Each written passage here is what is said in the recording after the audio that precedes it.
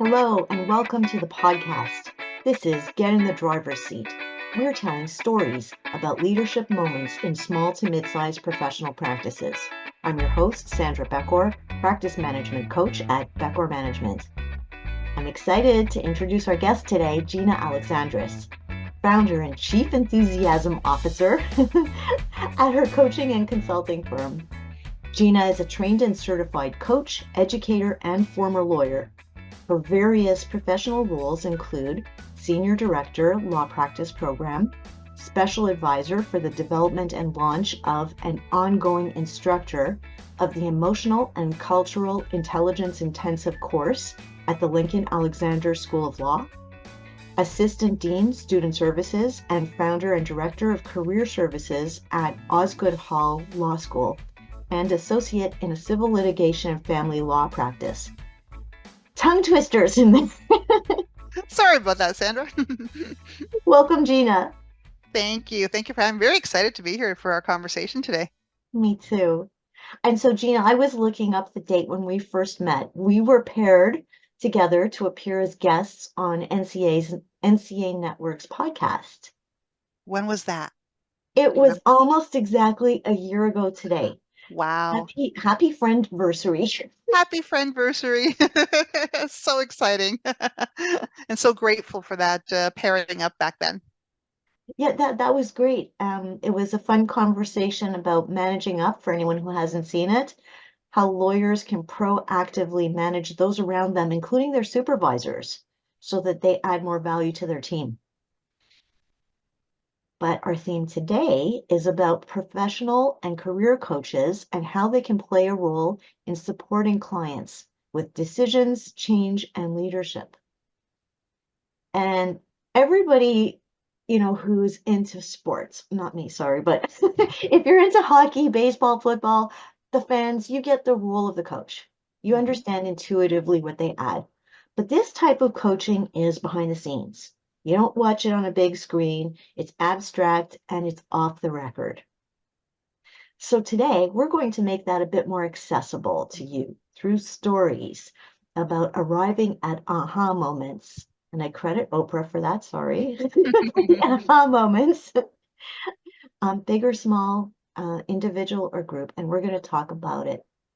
So Gina, why don't you kick it off with an explainer of one of your cool tools, the DISC. Absolutely. So thanks again. And what I think, Sandra, that I just wanted to start by, before I start on the DISC in particular, is just to say that in terms of coaching, what I find, I was a soccer mom. My son was a soccer player for the longest time, and I had a vision of what coaching can do in an athletic capacity, as you said. But then I've also been the recipient of coaching long before I became a coach. And the benefit was, for me at least, to be able to get past those barriers or past those challenges, and not necessarily like the coaches in sports who are more directive and tell you what to do. You've got to run those laps, or you've got to do that defensive tackle, or whatever we're going to run amok with a sports analogy. So let's just stop it right there. But, do X or Y, Z. Really, in coaching, it's getting people to sort of think about things on their own, getting people to feel comfortable with that discomfort that comes up from not knowing what's next, getting people to really, the language that I love from our coaching federation that I'm a part of is unlocking previously untapped sources of imagination, productivity, and leadership, and to be able to use various tools that we're going to talk about now to be able to get to that unlocking and seeing a different perspective, seeing a different sight. So in terms of one of the tools you talked about, because aha moments are beautiful when they happen. And I just want to say, you and I had this conversation a little while ago. They don't always happen. That means not always right away. They don't always happen at each session, for sure.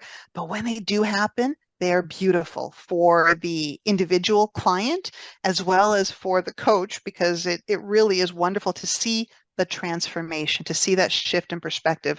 I'm going to go talk about the DISC, but anything that you want to sort of say at the beginning, Sandra, just in terms of those aha moments and when they happen, how they happen, and that feeling that you would get as a coach on those aha moments? Oh, I think it's incredible when it happens because I almost can see it visually. Mhm. It's a crazy thing. If I'm coaching a group of people and something happens, something changes in their understanding of each other, I literally can see them transform in front of my eyes. It's like something clicks and they look different, they Yeah. talk different, something just changed and it's never going to go back. Yeah. Yeah. It's beautiful. It's a beautiful It's thing, right? beautiful. It really is a beautiful thing. And so we're talking about some of the things that you can experience during a coaching session, just to give it some, as you said, to put a story and an explanation behind it. So one of the tools that I use is the DISC tool. It is there's so many different assessment tools or personality tools that you can engage with. And as a coach, I made the decision. I had been offered that tool for myself, and I found a lot of use from it. And it was really something helpful for me as I thought about some clients. I will use it sometimes, not all the times. And a lot of it is some of the aha moments actually happen as you're taking the assessment because there's a list of questions. It's a an assessment tool. You have to do it online. There's a bunch of questions, and they ask similar questions to be able to see how concretely you will arrive at similar responses so that you're not saying I'm doing X in one situation and then you're doing something really different in a different situation. So you might get some questions coming up a few times. And as you're doing it, even then, sometimes I've heard in my debriefs with clients, people say, wow, it really got me thinking on what do I mean by that? Or how do I do that? Or how do I express myself? So that process alone of taking an assessment can be an aha moment in itself. The DISC assessment is the DISC stands for DISC, and I'm going to share this little page of the overview of DISC. It's a nice, colorful tool. Happy to share it in any links that are possible. And there's four basic styles. And one of the things to keep in mind with this tool is it's the reminder that there's no single style that is better or takes priority or works harder or gets to success faster. It's an acknowledgement of the particular style that we have, the strengths, the gaps, potential, or blind spots that we might have as a result of that. And the reason that I like the tool is that the response that you get also provides you with some exercises to develop those areas that you might want to be working on and think about ways that you can integrate it into your workplace. And so I'll give you an example. The DISC, the D stands for dominance. Those who are in that personality style value getting immediate results, taking action, challenging themselves and others. They're motivated by power and authority, by competition, by winning, and by success. So as I say that, think about whether or not that reflects your own style or people that you might know and work with. On the I side, little I, is influence. And the values that those who are in that style have are expressing enthusiasm, taking action, encouraging collaboration. They are motivated by social recognition, by group activities, by friendly relationships. I'm only smiling because I'm an IS, and I'll get to what the IS is, and that's kind of as soon as I see it, I hear it, and I think, yep, that's definitely me. The Well, S is I what's was that? going to say, Gina, it's in your title, Chief Enthusiasm Officer. It's I never like you are the I. I never thought about that, but you're right. When I put down chief enthusiasm officer, I wasn't thinking this, but it's what comes naturally, what Yeah. came to me. So thank you for pointing that out. Absolutely. And then the steadiness, because I'm an IS, so there's a bit of steadiness in me as well, which values giving support. We're coaches. That's not surprising. Maintaining stability and enjoying collaboration. So again, not a surprise in some of these things. Motivated by stable environments, sincere appreciation, cooperation, and opportunities to help. And in the conscientious, the C part of that, values ensuring accuracy, maintaining stability, challenging assumptions, and are motivated by opportunities to use expertise or to gain knowledge, attention to quality. And Sandra, do you remember? Because I think you had, I think you're a C, if I'm not mistaken. Is that I right? see, and then an S. Hi, Yes. CNN. And so again, the collaboration that we have and that we've had since the past year Yes. demonstrates that. And one of the things that's beautiful about this is that, first of all, you get to see some of the things that you're motivated by. The part that I didn't read to you with these assessments is that it also helps you identify some of the things that they use the language of what you fear. So I'll give you an example. The person who gets immediate results, the one who's in a dominant personality trait, who challenges themselves and others, who gets immediate results, some of the things that they fear is loss of control or being taken advantage of or vulnerability. And that might be why they respond or react in a particular way. For influencing and steadiness, I'll give you each of the fears as well. For fear, social rejection, disapproval, loss of influence, being ignored. And we've had this conversation. There are times when you think, oh my gosh, I'm insignificant.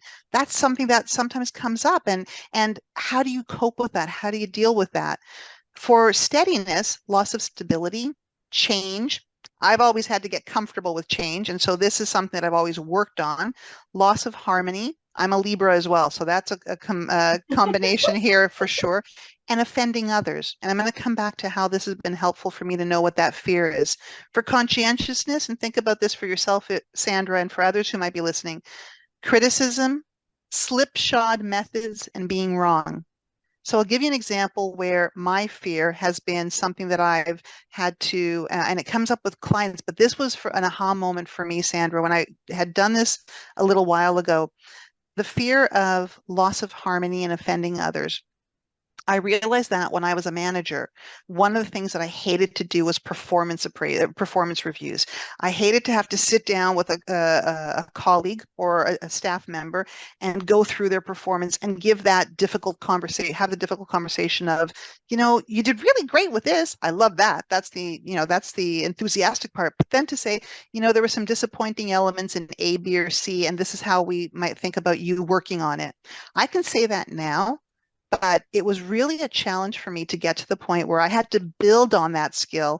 First of all, recognizing that it's one of those things I don't like doing, the aha moment, and then building on that skill and as part of my work so that A, I could help others improve and succeed as well, and B, get over that fear and build a skill in my own self that I could move forward with as well. And I've seen it with clients when they read this assessment and they see, the values, yep, they usually do the right on, yep, values motivated by, those are agreeable. And then they see the fears and they kind of went, oh, or the limitations, and they think, yeah, I guess that's something that sounds right. And what do I do with it? So this tool helps you sort of find ways to deal with it. It also helps, and what I loved about this is that one of the tool's benefits is that if so for example, you and I work together, if I know that you are a C, and there's something that we're coming up against that we're approaching differently. There's no right or wrong, just the recognition that we're going to approach it differently. And based on our strengths and our motivators, what might we find a different way forward? And when I've had clients talk about, usually it's with challenging either bosses or if they've got team members that something's going astray. And when we put it in the context of, look, these are all valuable characteristics that we all have. You just have a different way of looking at something.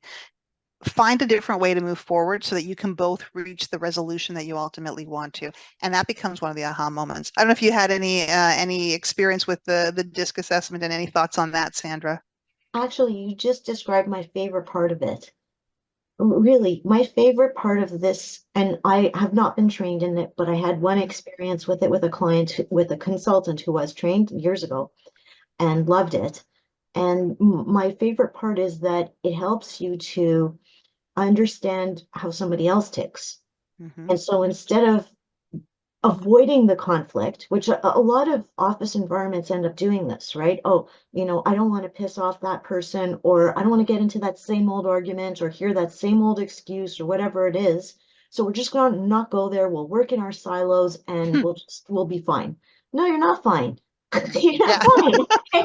You're just covering it up. Right.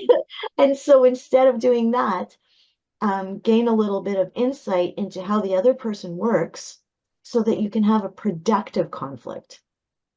It's funny, not in terms of conflicts, but it was really, I remember being in a group environment. I wasn't leading this facilitation, but being in a group environment where we had all done our DISC assessments. And one of the things that's available is to see a map, and it was a workplace environment.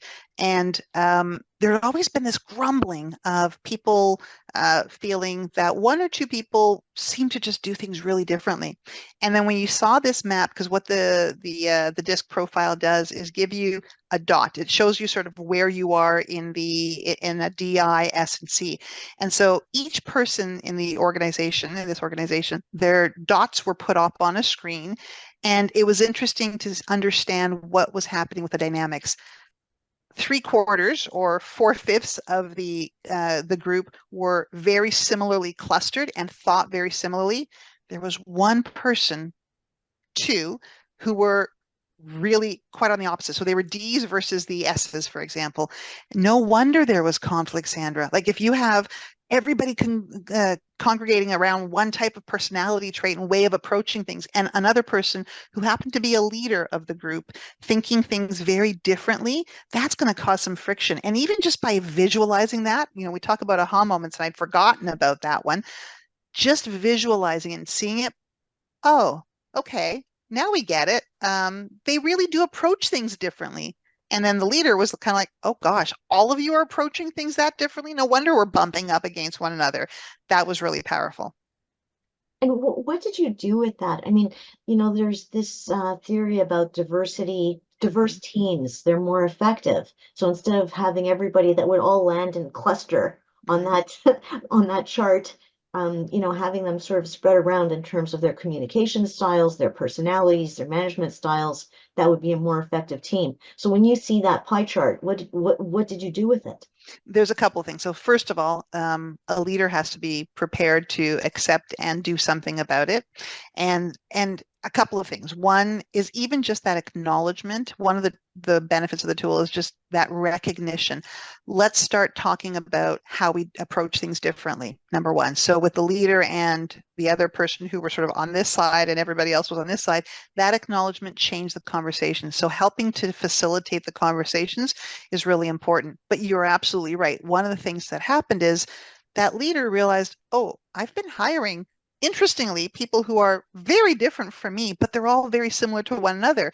We need a few more people so it helps in terms of the planning. If you're a leader who is thinking about who to bring onto the team, well, maybe you need a few people who are more who are more motivated by attention to quality or detail, for example, bringing more people in to support that element of the work, depending on what the work of the group is really critical. And I think that's a really useful part of this tool for sure.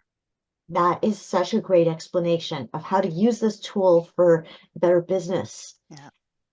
And I've done something with a coachee once where they were getting ready to hire. So the client, for those who are watching, Right. coaching clients.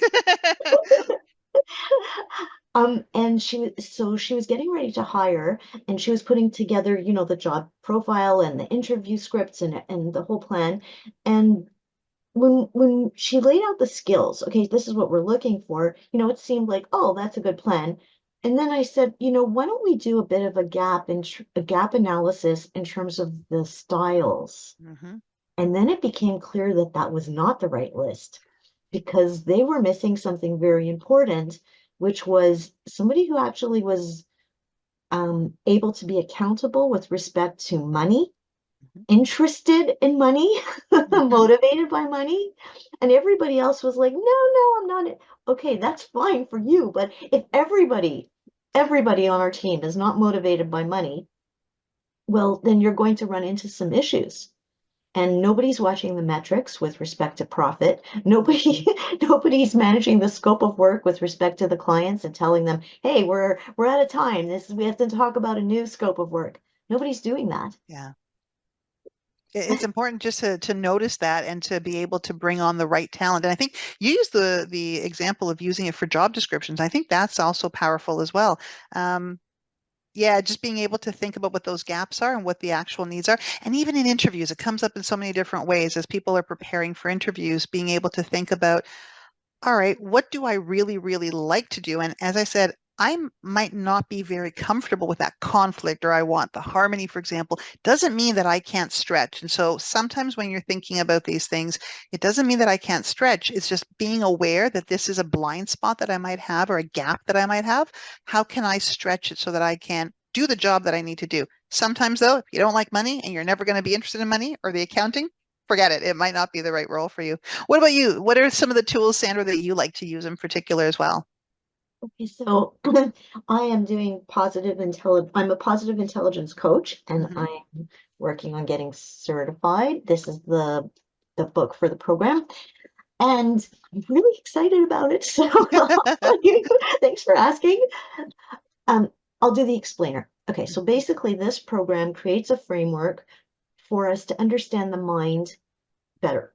Hmm. And in simplistic terms, there is the inner sage, which, that's the part of us when we're calm, Hmm. we're not feeling threatened, we're feeling loving, compassionate, creative, playful, all those sort of more lighter, happier feelings.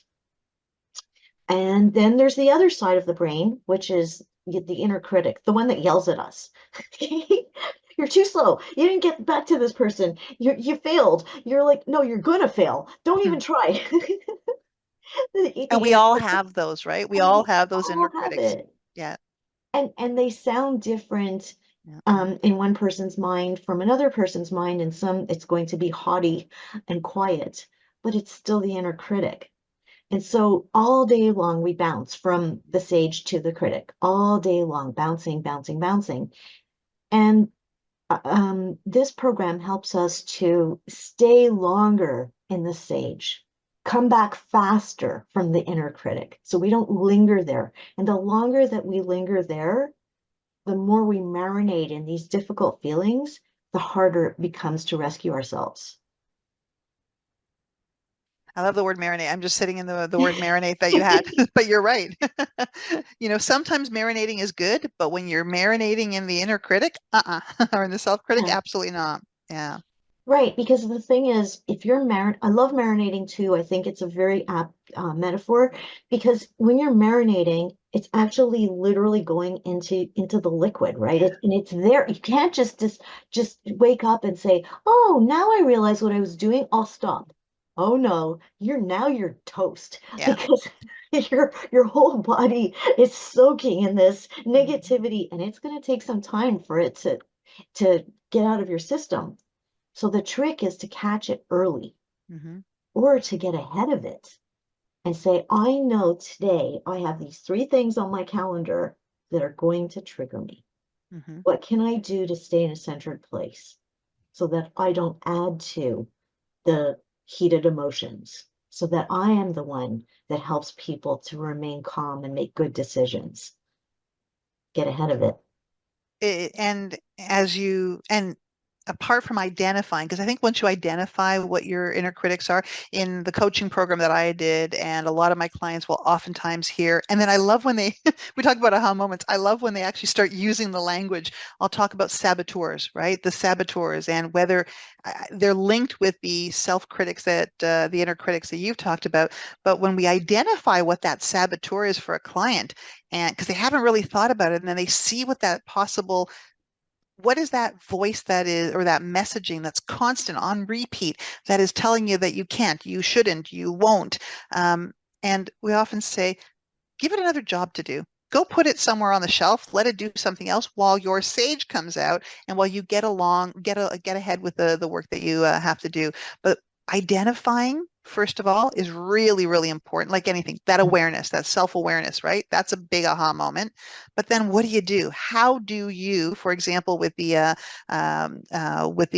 knowledge of who your inner critics are, how do you bring that sage closer to you and more often and more frequently? Oh, I can tell from the question how well you understand this. This is a very educated question. Thanks, Gina.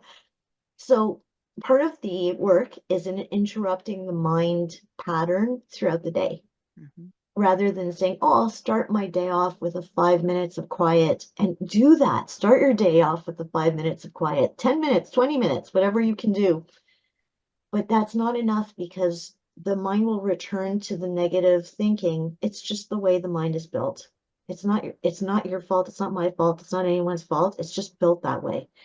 And so if you let it go the whole day until the next morning, it's just going to keep bouncing back to the inner critic. And really the trick is to keep catching it, even for very small increments.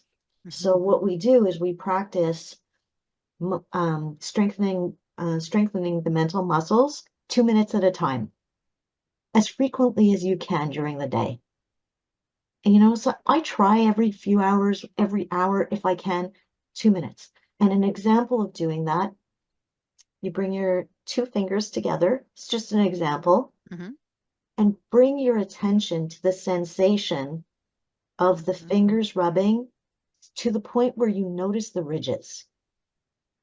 So your body is calming down because all your attention is on a physical sensation.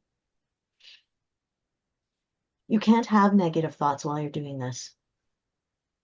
I'm literally just, I can feel the ridges. I remember when I first tried that, Sandra, I thought, no, you can't. What are you talking about, feeling the ridges? You literally can, and you Yeah, cannot then. It's creating a new pathway in your mind. right. It's really creating a new pathway of thinking in your mind and being able to short circuit the other messaging and allowing yourself to inject some different, more positive messages into your brain and letting your brain think differently. We get so overwhelmed by the negative messaging, and negative is far more powerful than positive. There's scientific evidence that sort of has shown that we need to give ourselves more positive experiences to be able to counter one negative experience alone, and that being able to do it throughout the day is so really incredible for anybody who engages in it. Right. And as you said it so well, Gina, this is about strengthening those roots in Mm-hmm. our neural pathways so that because the ones that are strong right now, it's like a road, the road that's well worn by the tires. Those are the ones that are habits that we've had our whole lives. And so our automatic thinking, automatic neural will use the neural pathways that we've used. So to strengthen the positive, you have to do it on purpose like this. Keep interrupting the negative until you hit a tipping point. And when you hit the tipping point, then you have more sage than negative. And then it just becomes easier. But it's a process. It takes a lot of discipline.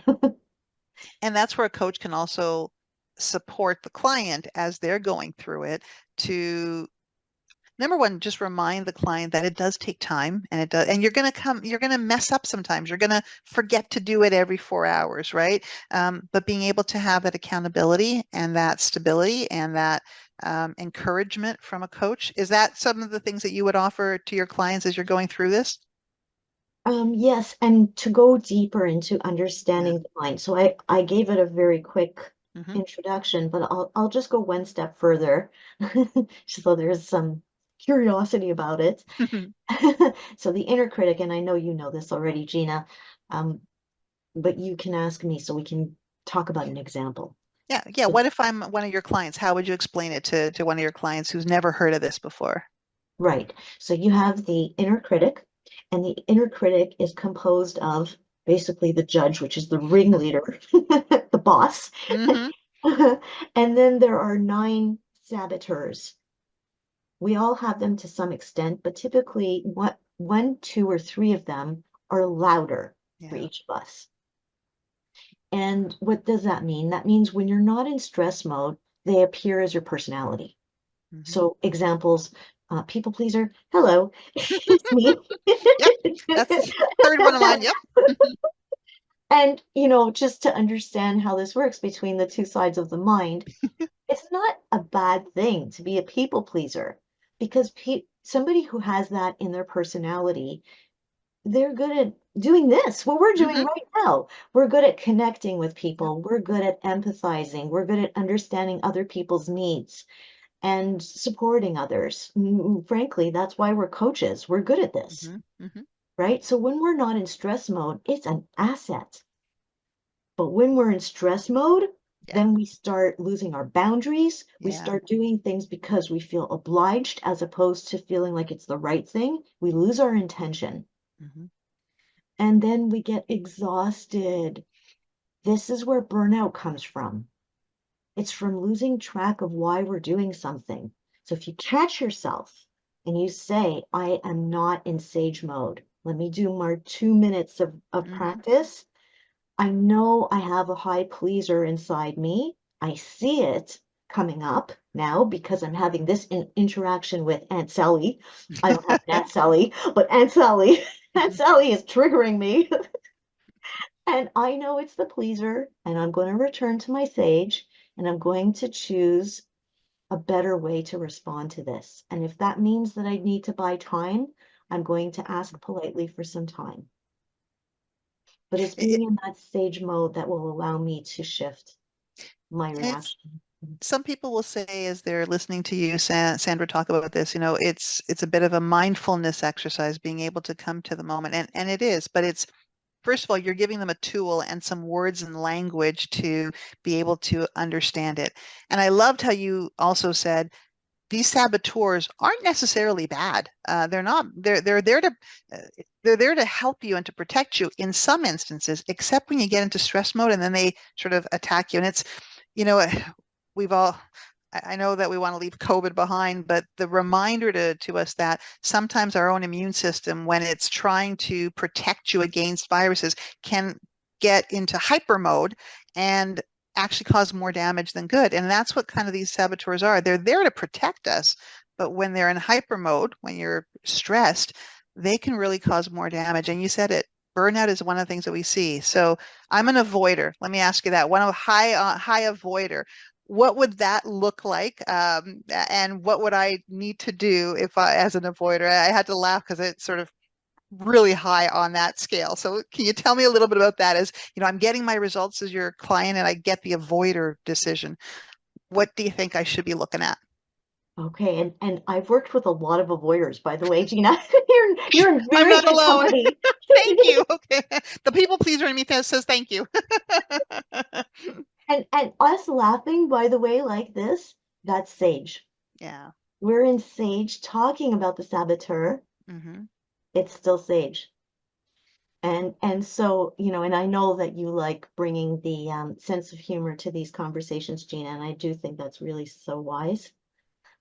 So the avoider, when the avoider is not in stress mode, the avoider has the skill of seeing things way ahead, far in the distance that could become a problem, Hmm. an obstacle, or, a risk, a threat. And they're able to see that, which other people may not have noticed and could walk right into this big problem when they're not in stress mode. That's great. That's an asset. When they're in stress mode, they start to be non-responsive, shut down, Hmm. right? You're not getting the email back that you were expecting. You're not getting that phone call, or they're not starting a project. Yep. So they're just, and so what is really happening is they're all worried, oh, that client's already mad at me. And everyone reacts differently with their saboteurs. So I'm not suggesting that this is how your avoider shows up. Everyone's avoider shows up differently. So it could be, oh, this client's already mad at me. I can't deal with that. I have to get it done before I call them. So then it becomes this all or nothing and this fear. Hmm.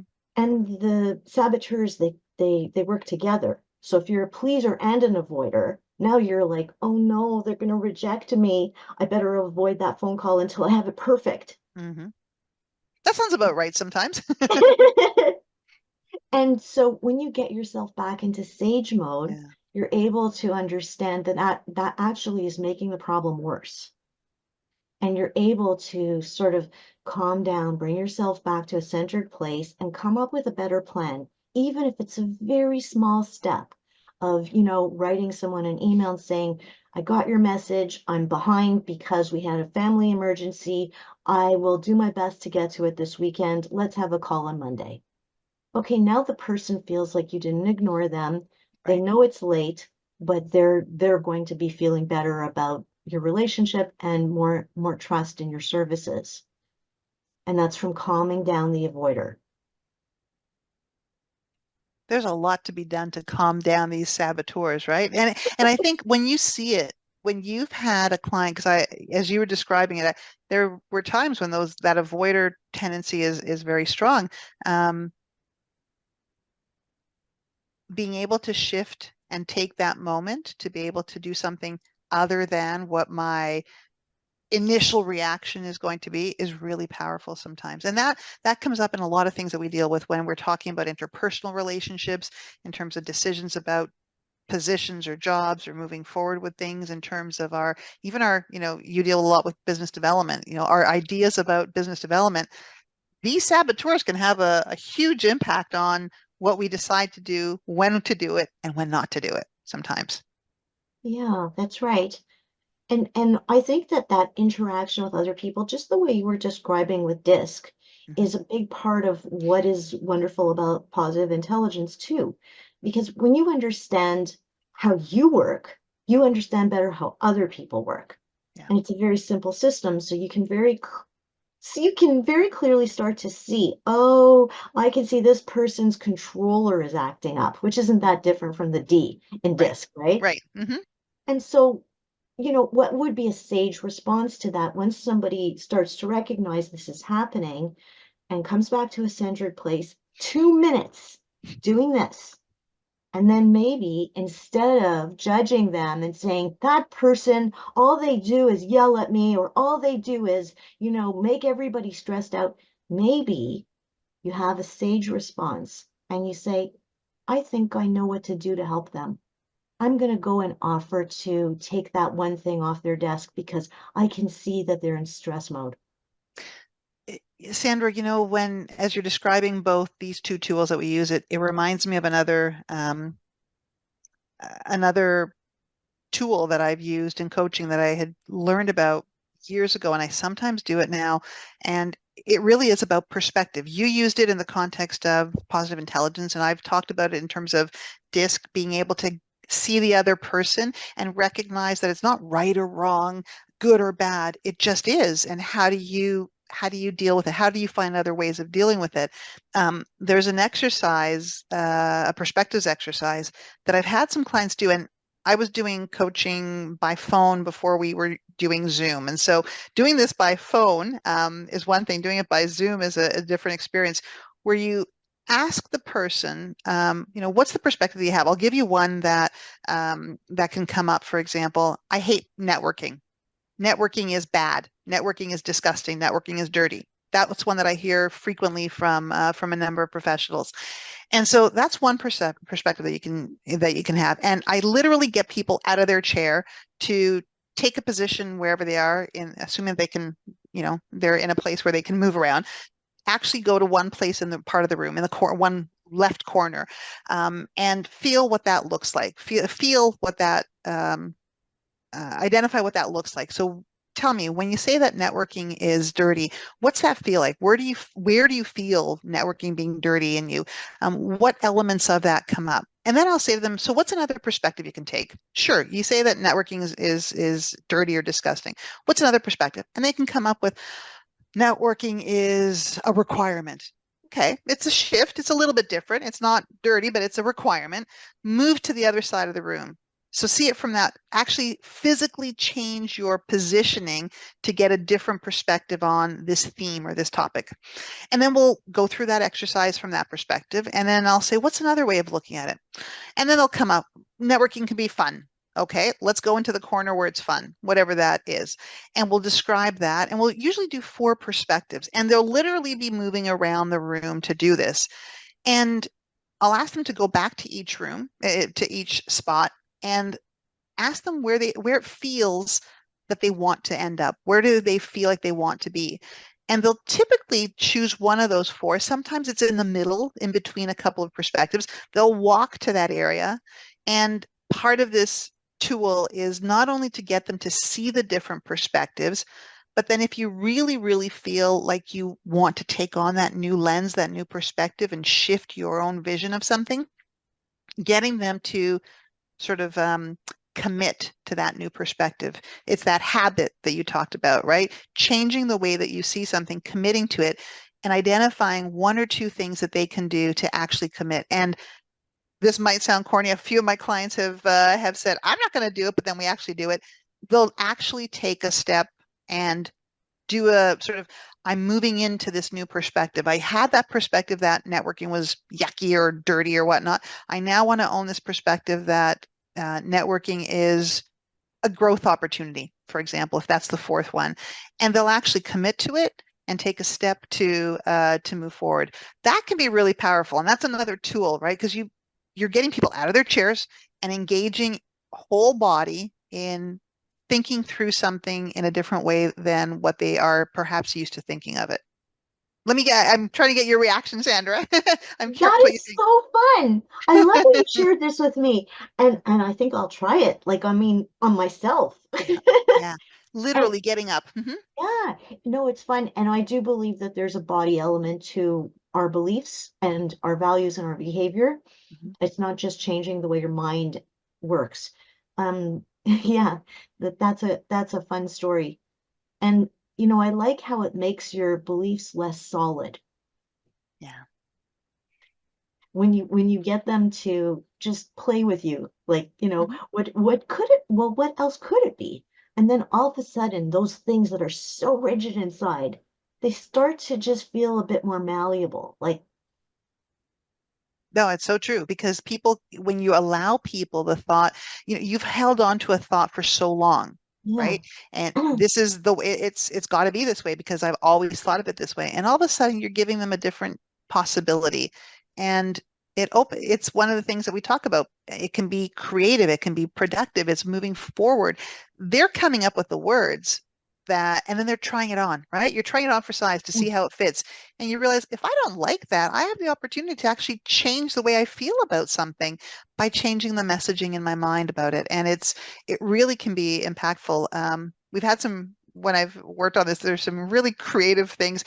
If people get stuck, for example, on, I don't know, I've got 3 words. I don't know what else networking is. And I'll say, okay, what are you looking at right now? And they'll say, I don't know, my computer. Okay, so take on networking as computer. What does that mean? And sometimes we go down crazy roads, like really interesting roads.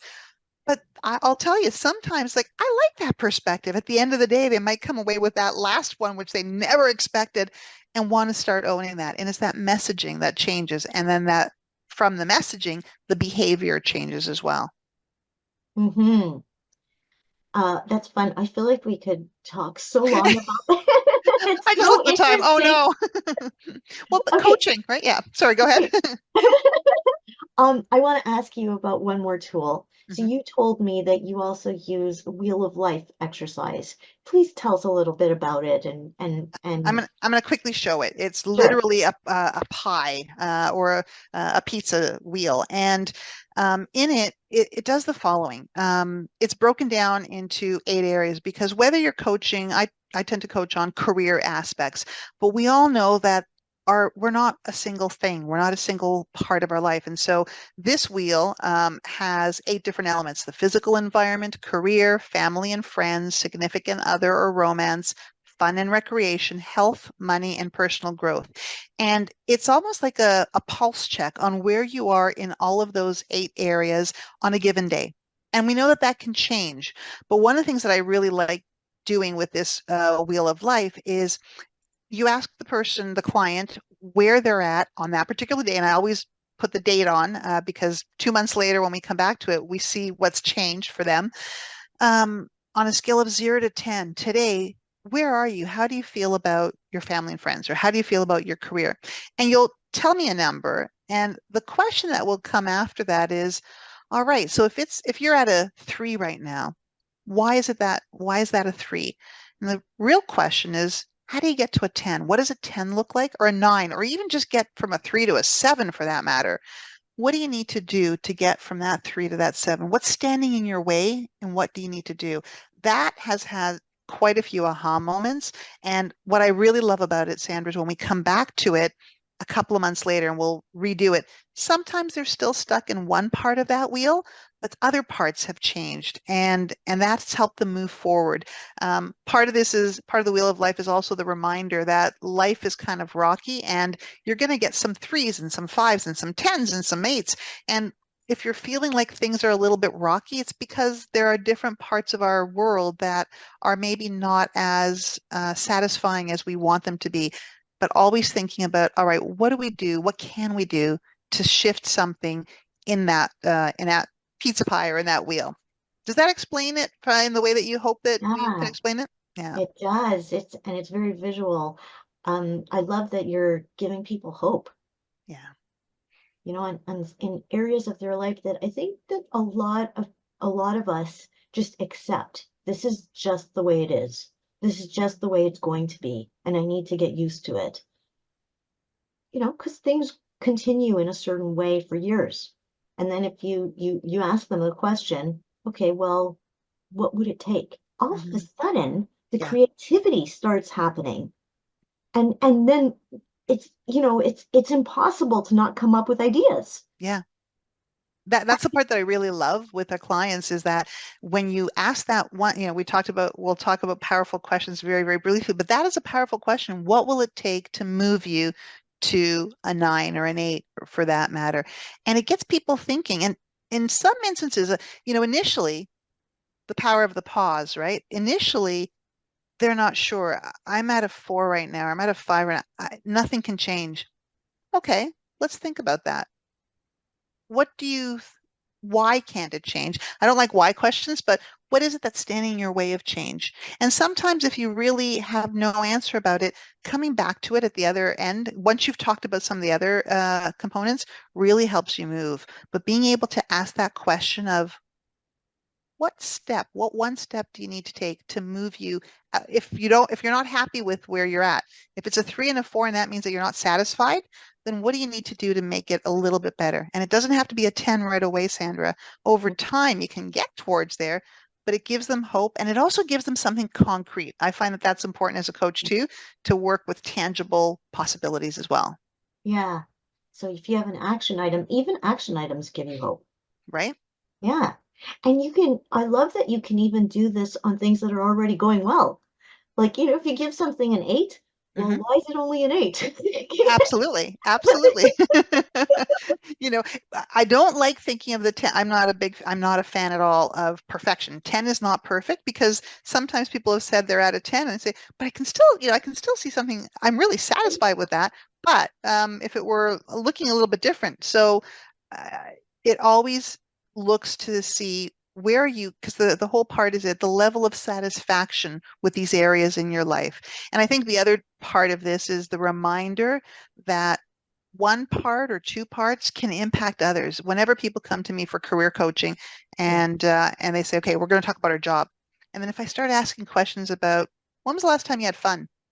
What? Well, what's that got to do with it? Well, you're saying you're not enjoying yourself in your work, but I'm just curious, where have you had fun in other aspects? People sometimes forget that we're not just one dimensional. There's so many different aspects that form who we are, right? absolutely. And just entering into these types of coaching scenarios with an open mind may lead you to sort of a happy outcome in an area where you didn't start.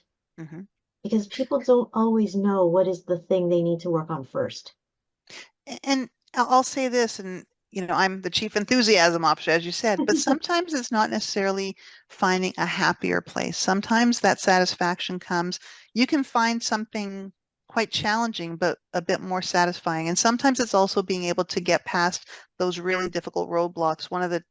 Some of the toughest, most challenging conversations I've had with clients is when I have just been with them or sat with them as they have been with a very difficult an aha moment that has sort of, oh, it's not a happy moment necessarily, but it's one of those, oh gosh, that's why that's happening, or that's why this is going on, or that's why I'm experiencing this. And just allowing that space, creating that vessel to feel that emotion for a few minutes and not have to do anything, but just be in that recognition of, ah, that's really been holding me back, is really kind of powerful. So yeah, I'd love to have people smile and laugh, of course, but sometimes just being there and having that ability to let them be in whatever emotion comes up. That's one of the challenging parts that I find, given my personality, as we talked about, for being a coach, but one of the most rewarding as well, being able to sit with a person wherever they might be. Yeah, what you're describing is acceptance. Acceptance of yourself, others, whatever is going on. And having, the ability to accept something is a giant relief. Yeah. because Yeah. we fight.